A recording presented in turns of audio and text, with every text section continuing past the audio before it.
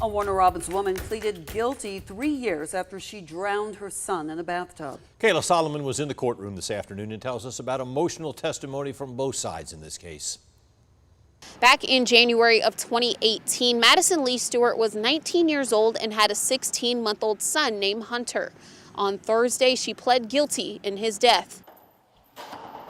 22-year-old Madison Stewart and her counsel opted to plead guilty to felony murder. Prosecutor Greg Winters started the hearing by describing details of the incident report from January 26, 2018. She stopped. She then said she was stressed out and that he wouldn't stop crying, and my mind was elsewhere. And also at that point asked what do you mean by that, at which point she said she had drowned. 16-month-old Hunter was found on the ground unresponsive, fully clothed but drenched in water. Stewart was arrested and charged with his murder, but public defender Carolyn Moses says since then, multiple doctors have weighed in on whether she was competent to stand trial. They also reviewed her educational records. The doctors found that Ms. Stewart had an IQ of 57 in the year 2015 while at Rutland High School. She's been diagnosed with mild intellectual disability, and her educational goals were adjusted accordingly.